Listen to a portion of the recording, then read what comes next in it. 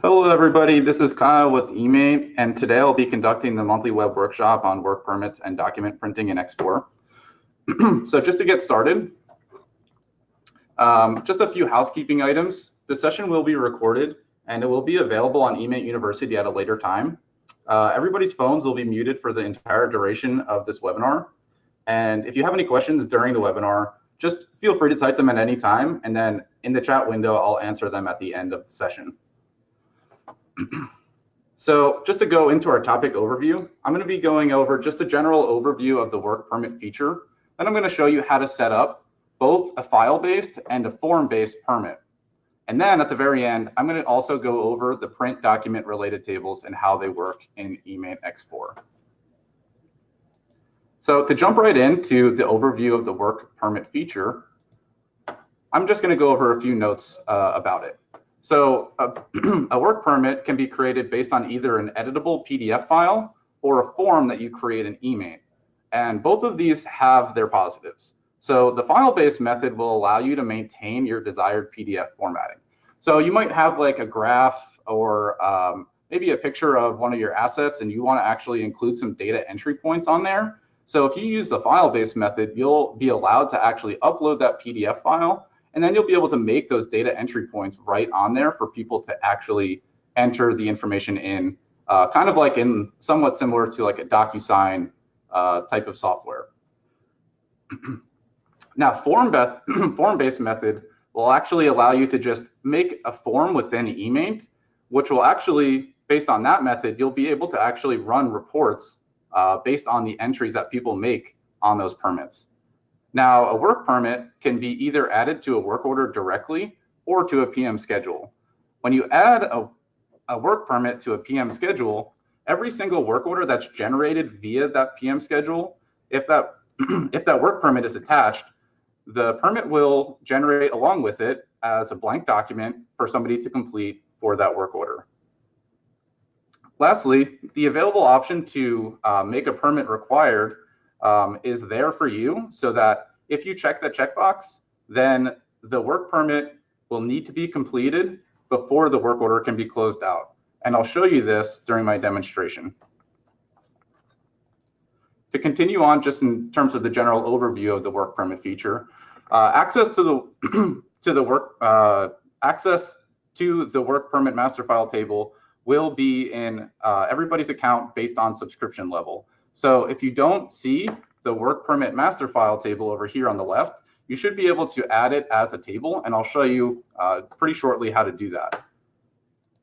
So I'm actually going to pull up my eMaint system, and you'll see I don't see my work permit table, my work permit master file table over here on the left. So all you need to do is just click on your name and click on Manage Tables, and you're going to search for the work permit master file and click on that plus sign, which will add it over here to your selected tables area, and click on Apply Changes. And I'm going to go in and actually going to show you how to make a file-based permit right now. So I'm going to navigate to that work permit master file table. What I want to do is just click on this plus sign right here. And for this permit, I'm going to give it a name of Hot Work. Same thing for my permit description. My permit method is going to be file, because I'm going to be using a file to actually modify. And then this field right here is actually based just on the form method. So you can skip over that because we're using the file method for this permit. And then just skip right to this document file method and click on those three little dots to bring up your document storage. And then here's my permit right here in my document storage, my hot work permit. And I'm going to click on this link icon to bring it in. And you really don't need to worry about filling any more of this information out. If you want to put some comments on here related to this permit, you can, but you don't need to worry about filling out this data mapping sections, or data population method fields down here. You could just click Save New Record. Now that I have my permit record made, what I want to do is actually modify the permit so that I can add those data entry points in here. So I'm just going to hover over Actions and click on Modify Permit. And you'll see here's my permit as a PDF file for me to actually make some edits to. So you'll see up here in your toolbar, you have quite a few different options for you to actually add some things onto this file. and then save them so that is what appears when that work permit is attached to a PM schedule or a work order. So if you see, I have a couple different points on here where I want some data to be entered in. And some of this information can actually just be carried over from the work order that this is attached to. So the nice thing about that is that you can actually reference fields in this document editor. So if you're not too familiar with how the table and field names work, a good thing for you to actually look at would be to go and click on Manage Forms. And I'm going to be pulling over information from my work orders table. So I'm going to navigate to that form and open that up. So the work order table itself, the table name is just the word work. And then if you see right here in these parentheses, that's actually your field name for each field right here. So if I wanted to pull over my work order number, I would just type in work.wo. And you need, when you're actually putting that information in here, you need to make sure that you put double dollar signs around each of those. So I'm going to go through a couple of things up here with you just to show you how to actually put this information in. So I'm going to click on this insert text form field, and then up here I'm just going to put my work order number. So I'm going to put those double dollar signs and then work.wo. So my table name of work and then my field name of WO, which is my work order number. I'm going to continue on, and you see my date of issue. So I actually want to do a function in here to pull my current date when this permit gets opened for the first time. So I'm going to put date, open, close parentheses with double dollar signs around it. And then in my time, I can use a similar type function, double dollar signs date, time, open, close parentheses, double dollar signs. I'm going to put in my equipment involved in hot work. I'm going to put a couple things here. So I'm actually going to shorten this up a little bit. And I'm going to put my work.comp ID for my asset ID. And I'm going to continue on. I'm also going to put on the same line my work.comp_desk for my asset description. And then I'm also going to put in here for my description of hot work to be done. I can put in double dollar signs, work.brief_desk for my brief description. My location, I'm going to put in my site for my work order form. So work.site, double dollar signs, department doing work. I can put in work.department. Personnel, I'm going to put my assigned to field in here.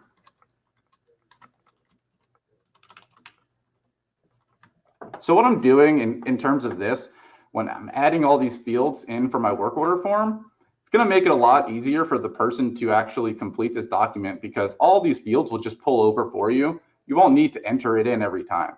So when somebody actually opens this up, it's just going to pull all that information over. So I'm just going to double check real fast before I move on to make sure that everything is typed correctly. Looks good. So I'm going to continue on here down to this portion where they're actually going to be entering information in.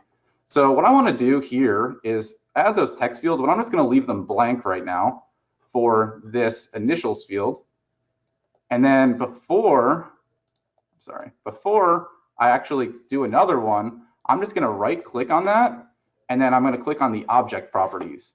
And then you'll see here this little dialog window opens for you to actually designate a few different things, whether the field is going to be read-only, required, multi-line, things like that. I'm going to make this a required field to say that this document can't be completed until those initials have actually been entered in on all these lines. I'm only going to go through a couple here with you just for the purpose of saving time for the for the workshop. So now that I've had that one with those properties, instead of making that every single time and right clicking on it and making it a required field, all I can do is just right click and duplicate it and then carry it down to my next line and do that. I'll do 4 lines here for you. Duplicate and duplicate.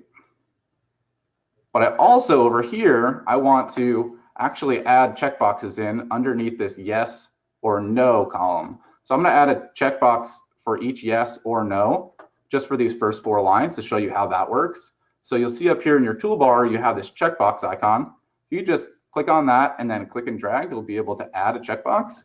And then you'll see that the checkbox is already pre-populated with a check. If you want the checkbox to be checked when you open up this file, you can leave it like that, or just click in there and then the checkbox will remove, or the check will remove from the checkbox, and then you can go ahead and just duplicate that a couple times for the person who's going to be completed or completing this to actually fill out.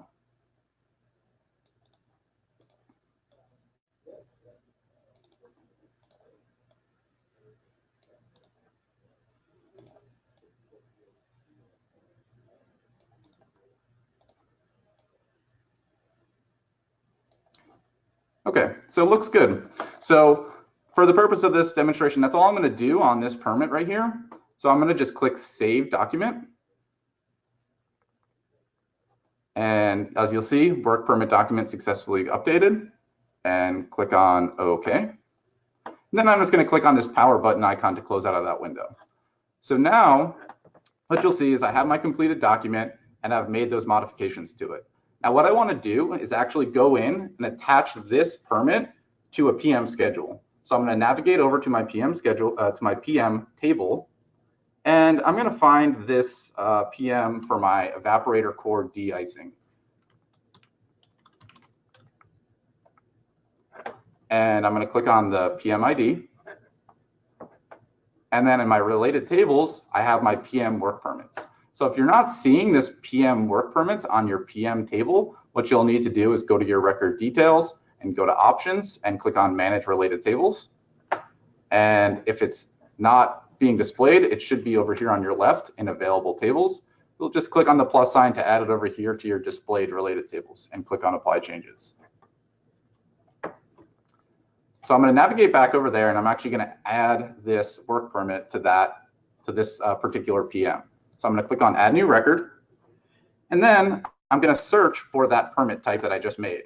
So you'll see here's my permit master file. I only have that one permit in there, and I'm just going to check that and click apply changes. You'll see that information gets populated over. And I'm just going to put in a comment here, please complete permit before closing WO. And then I'm going to check this as required so that when this PM generates into a work order, it's required that it is completed before it's closed out. So I'm going to go back to my PM and I'm actually going to generate this into a work order.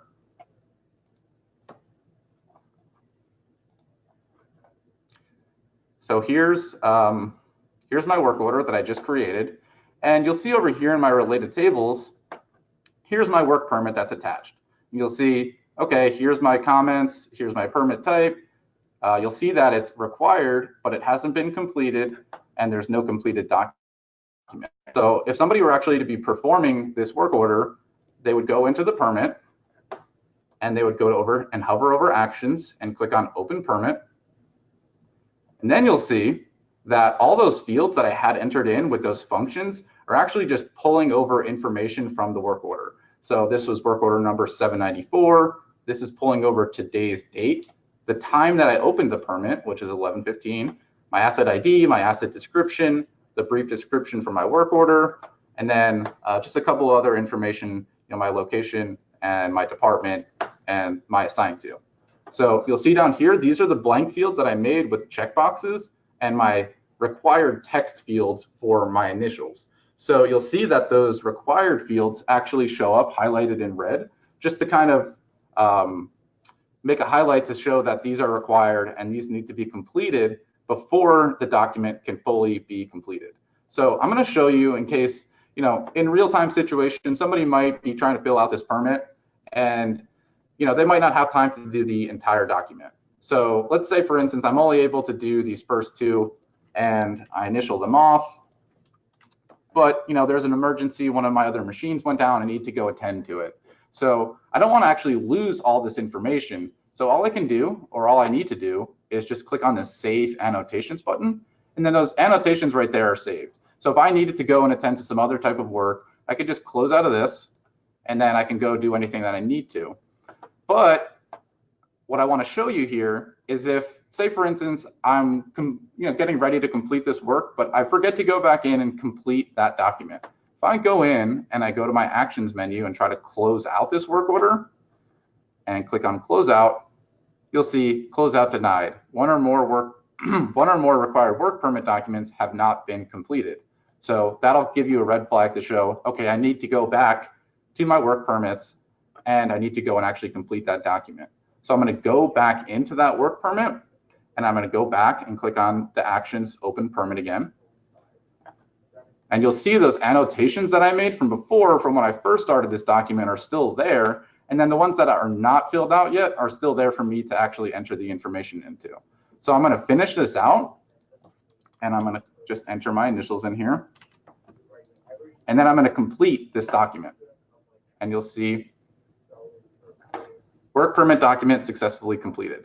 So now what I can do is go back to my work order and I can actually successfully close this out.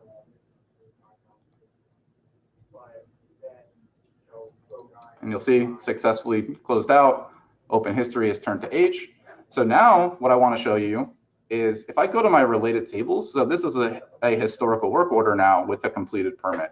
If I wanted to access that permit at any time, there's a couple different ways that you can do so. So you'll see over here, I have my completed document field. If I were to click on that, I would be given the option to download that file and I can open it up. And you'll see all those annotations that I made are right here for me to view. So all those things that I filled out related to this specific work permit are right there for me to look at. Now, another thing that I want to show you is if you go back to your list of work orders, you'll see here's the work order that I just completed with that permit. Now, if you had multiple work orders that had permits attached to them, what you can do is check all of them, the ones that you want to print, and then you can go up to this actions menu and click print work permit. And then that'll allow you to select and print all of the work permits that you want to print out. So I only have this one work order right now that has a permit attached to it, so I'm only going to select that one. Now I'm going to go back up to this actions menu and click on print work permit. And this is the dialog window that appears. So you'll see select permit type. The only one I have in there right now is my hot work permit. And then you'll see include work orders in printout. So if you check this box, the work order printout will be included along with the permit as or included in the attachment. And I'm going to click on print. And you'll see down here that file's been downloaded. So here's my work order. And then down here is my permit with all those annotations saved. So I can close out of that and I can close out of this one. Now what I want to do is actually move on to the form-based permits. So just to kind of show you the demonstration of the slide, you're going to also navigate the same way to that work permit master file and create a new record. Make sure that you enter in a permit type and description, enter in a permit method and form, and then also select the form from eMaint. So let me go back to my system here. And what I want to show you first is the forms that are available. So I'm going to go and click on my manage forms, and I got there by clicking on my name and clicking on manage forms. So I'm going to actually type in permit forms here. And you'll see here's your default form, which should be appearing in everybody's account. But then you should also, as you see, I also have this confined space entry permit, which is something that I made ahead of time before this webinar. But if you're going to be creating your own, what you might want to do is either use this default or click on the default form and then copy it so that you can make your own and include all of the information from that default form. So some of the things that are already on that default form are the unique ID, which is the key field of that form, the permit ID, the work order number, just some relevant information. And one thing I want to note here is that on this permit forms table, which is where you're going to be making your permit forms, all these forms are using the same table. So one thing to note about that is that you should be trying to reuse the same fields per form. So when I say that, I mean, if I'm going to be using this confined space entry, field or this confined space entry form, I want to use the same CUID, the permit ID, all these fields. I don't need to add those again every single time. So if you're going to be making one, the best thing to do would just be to go to that default form and copying it. That way, all this information comes over, and then you'll see if I open up my confined space entry permit, you'll see all of those default values are up here, those default fields from my default form, and then I've added a couple other pieces of information for data to be entered into. So you'll see I have my hazard section, whether there's lack of oxygen, combustible gases, combustible vapors. Then I have my levels fields over here, my oxygen percentage, my carbon monoxide level. So if you're not too familiar with Form Editor, what I'd recommend is that we have a couple different eMaint University videos on how to actually configure some of these forms. Actually, just last month, we held a web workshop on advanced form design. So that would be something I would definitely recommend viewing if you're going to be using this form-based permitting method. So what I want to do just real quick as a demonstration is add another field in here. So you'll see I click on the folder icon. What I'm going to do is give this a name of ammonia. So this field name needs to be no special characters and no spaces and should be in all capitals. The description I'm just going to name as ammonia, ppm. And then I'm going to make it a numerical field because I'm going to have them enter the numerical value. And I'm just going to make it 4 characters long with 2 decimal places. And I'm going to click on Create Field. And you'll see over here that that ammonia field is now entered into my form. And this works the same way that any other forms do when you can go to your properties and click on that wrench and screwdriver icon, and you can actually go to lookup properties. You can make this required. So I'm going to say that this is required, and I'm going to save that. And then you can also do other things such as, I'll show you real quickly here, my lack of oxygen. I just want the person who's going to be completing this to actually just have a drop-down menu of yes or no. So I just went into my lookup properties and put values lookup yes or no, so that when somebody completes this permit, they'll just have that as a drop-down selection. So now that I've actually shown you how to create one of these forms, I'm actually going to show you how to go in and create a permit related to this form. So I'm going to go back to my work permit master file table, and I'm going to click on the plus icon again. And I'm going to fill in the information just as I did before. So I'm going to put in confined space for my permit type and my permit description. And then for this one, the permit method is going to be form. And then for my eMaint form method, I'm going to click on the magnifying glass. And you'll see those 2 forms that I showed you before.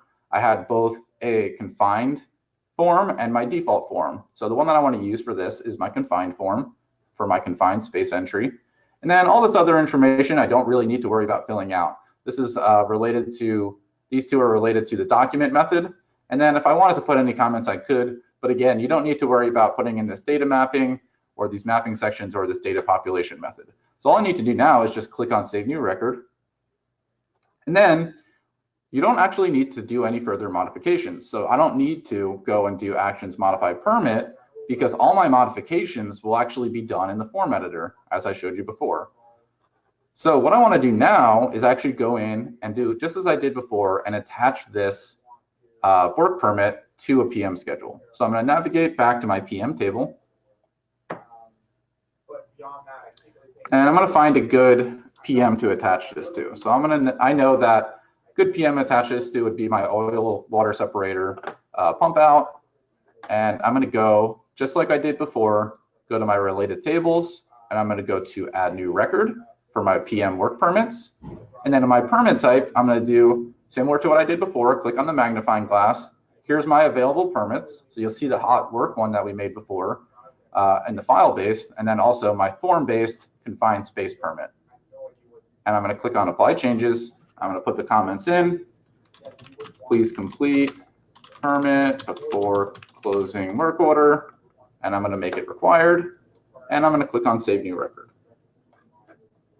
So now that that permit has been attached to my PM work permits area, I can go back to my PM, and I can generate it into a work order. So I'm going to generate it. And you'll see here in my related tables, just like before, slightly different, and you'll see how it kind of comes into play when I actually go into actually completing this. You'll see in my work permits that PM or that PM work permit came over. However, when I go in to complete it, you'll see that because it's not actually a document, when I complete this, there will be no completed document. You would need to actually access that form again to see the completed information. So I'm going to do the same exact thing as I did. I'm going to actually enter in the information. So just hover over actions and click on open permit. And you'll see all those fields, just as I did before, have some pre-populated information. And that is actually defined within this permit forms form editor. So like you see that start time populated with today's date and time. So if I go look at the field properties there, I have in my default value, I have that double $ date time, open close parentheses, and double $ to close it out. And what that did was that caused the system to actually pre-populate that information with a default value for when I actually opened this permit for the first time. So what I want to do is just go in and complete out this document. So I'm going to go in, say that there was no hazards. My oxygen level was 70%.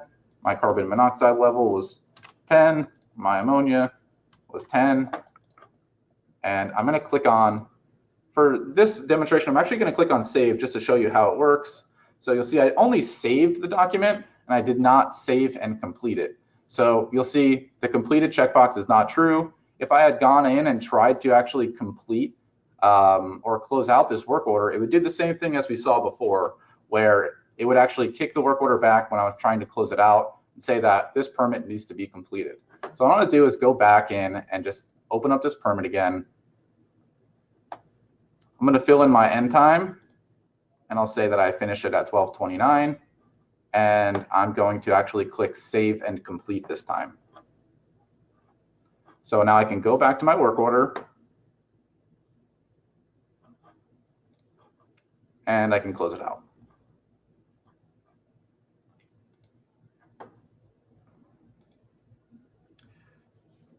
So before I move on to our next portion of this webinar, which would be the print document related tables, I do want to cover one thing that I forgot to mention during the file-based method. So a lot of people have other types of documents that they might want to actually make a file-based permit out of. So one thing I just want to show you, just as kind of a useful tip, would be to convert a file to a PDF. So you'll see this is just a general Excel document with a couple data entry points. So currently, I might have this as an attachment to my work order, and I want my technicians to go in and download it, open up Excel, enter the information in, and then reattach the completed document into the work order. Now, what you can do pretty easily, and this is not only specific to Excel documents, you might have a Word document, or maybe even just a picture of a permit that you can just go in and print that document. Well, I can't speculate. I don't know if I necessarily give the correct answer, but. And then in Microsoft, you'll see this Microsoft print to PDF. So you could just click print, and then I'll be able to actually save this permit as a PDF file, and then add that file into my document storage and make a file-based permit out of it. And then instead of having them open this file in Excel, you could just do the same thing as we did before and make data entry points in your form editor or in your permit editor and add those in here, and then have those have that information pre-populated just like we did before using those functions.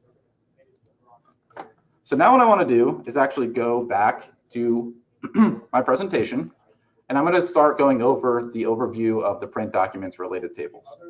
So one thing to note before I even move on any farther with these with the print document related tables is that this feature must be installed in your account. A lot of you might already see it in your account, but in case you do not see it, it could be one of two reasons. So the first reason might be that it's not installed in your account. So all you would need to do is have your system administrator contact their customer success manager or the eMaint support team, and it's a pretty quick fix to get it installed. The second reason might be that your subscription level does not allow the print document related tables. So this is the same thing such as the work permits, in that only or all account types other than team accounts are allowed to use the print document related tables. And similar to the work permits, it must be a PDF file in order to print it. So just as I showed you before, you can actually just go in and take any other file type and convert it into a PDF pretty easily by using that Microsoft Print to PDF. Now, for these print document related tables, there's actually 3 of them. So you have your asset documents, your PM documents, and your work order documents. And these PDFs that you attach will print based on the relationship and having the print with work order selection set to true. So when I say that they print based on their relationship, it'll kind of make a little bit more sense once I go into the demonstration. And you'll see that based on how you attach these documents will kind of define how they print out. So I'm going to pull up my eMaint system again. And the first one I'm going to show you is the asset documents. So I'm going to go and navigate to an asset record. And I'm going to pick this HVAC 1007. And I'm going to navigate over to my asset documents related table. So this is something similar to what I mentioned before. If you don't see this asset documents related table, all you need to do is go over to your record details, and in your options, just select manage related tables. So I'm going to go back into my related tables, and I'm going to go and find this asset documents related table and click on add new record. And what I want to do is link in a user manual or a user guide for this particular HVAC unit. So you'll see here's a couple different files I have here in my document storage, and here's my Ream user manual for this particular HVAC unit.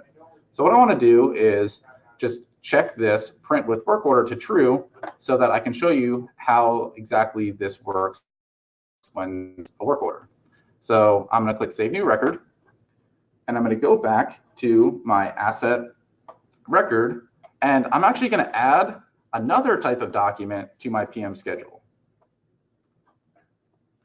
So here's my PM schedule, and if I go to my related tables, you'll see that I have my PM documents over here related to the same asset that we added that asset document to, and I'm going to click Add New Record in there. So for this particular PM, I want to actually add a different type of document in here, which is going to be my HVAC preventative maintenance document. And I'm going to click on the link icon, and I'm going to set that to print with work order to true as well. And I'm going to click Save New Record. And then I'm going to go back to this PM schedule. And I'm going to go to my record details, and I'm going to generate this PM schedule into a work order. So you'll see here's the work order that I just created, and it's created based on that asset ID that I added the asset document to. And then it's also related to that PM because that's where this work order came from. So when I go to Actions and Print,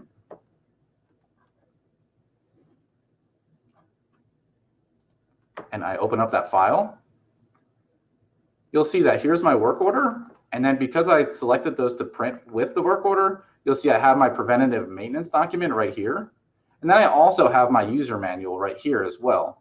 Now, what I want to show you guys, if I go back to my eMaint system, if I go to my related tables to my work orders, you'll see that those work order documents are not actually included here. And that's kind of one of the common misconceptions about how this area of the system works. So when you actually add documents into the asset documents and PM documents, they don't carry over into the work order documents related table.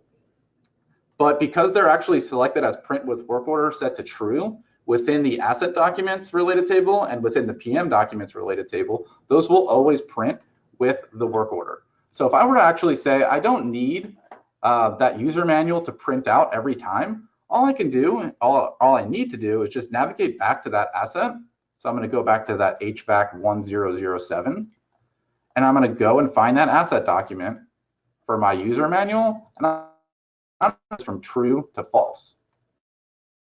If I go back to that work order,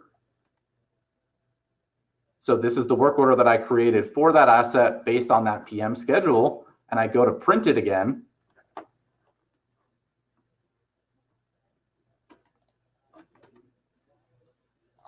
and you'll see I only have that PM document now. So because I went back to that asset and turned that to false, for the document that I had attached, that manual is no longer attached here, right? So what I want to do now is I'm going to go back to that asset again, and I'll show you how you might want to add a work order document. So I'm going to, in my asset now, and I'm actually going to change this back to true for the purpose of this demonstration. So print with work order set to true. And I'm going to go back to my asset. And I'm going to go to my record details, and I'm going to add a work order for this. So I'm going to manually add a work order, not from a PM schedule, but let's say I'm actually going to move this asset to a different site, and I want to actually put some installation instructions. So that would be like the basis of my brief description of my work. So I want to put install HVAC unit in there, and then in my work description, I can put in install HVAC unit at Johnson City, and I can save that record. And then what I can do is go over to my related tables, and then in my work order documents, I can add a document that would be related to just this one specific work order. So I wouldn't want to add this in because I'm not going to be doing a preventative maintenance schedule. I don't want to add this into a PM schedule because I wouldn't be doing an installation as part of a preventative maintenance schedule. This would just be kind of like a one-off type work order where I'm going to be doing that installation. So you see here in my document storage, I have my ream installation instructions. If I just click that link icon and I set this to true and I save this new record and I go.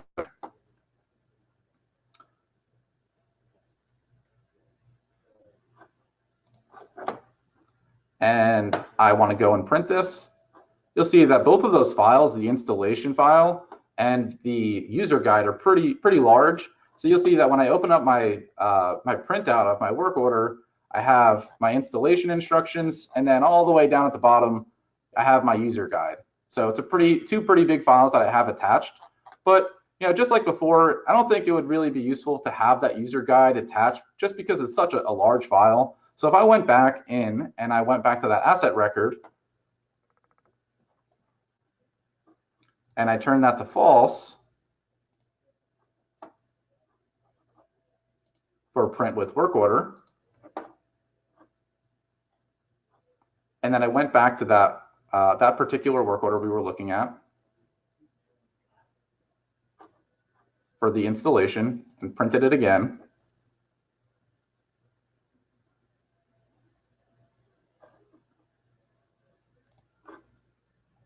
you'll see that I only have my installation instructions, but I no longer have my user guide. Now, say for instance, this work order was generated and was created for this installation, but the person performing the installation actually needed to see that user guide. What they could easily do is just navigate over to that asset. So the asset ID is attached right here. I could just click on that and navigate over to my asset record pretty easily, scroll down to my asset documents and click on that link document to access the file from document storage. And then you'll see here's my user manual available for me to download. So I won't have to actually print it out every time, but just in case I do need it, it is still there. So that actually concludes all the topics that I'd like to cover in this webinar. Now I'm going to open up the questions chat window, but while I let you guys enter in your questions, what I want to do is just go over some of the upcoming events here at eMaint. So upcoming webinars, next month we have our Advanced PM Setup in eMaint X4 webinar. That'll be on Wednesday, October 17th at 11 a.m. And just tomorrow we have a Best Practices webinar for the 3 practical strategies for leaders managing preventable errors in the workplace. And that'll be at 11 a.m. as well. Continuing on, we have a couple upcoming boot camps. All of them are being held down here at our Bonita Springs, Florida office. We have a couple on work management and PMs, reports and dashboards, system administration, and inventory and purchasing. We also have our weekly new user training webinar, which is held every Tuesday at 11 a.m. And lastly, pretty quickly approaching, we have Accelerate 2018. So as you know, it's quickly approaching. So seats are filling up pretty quickly. So I would definitely recommend, if you're planning on coming, to reserve your seat as quickly as possible. So I'm going to go now into the questions and answer anything that's been entered in.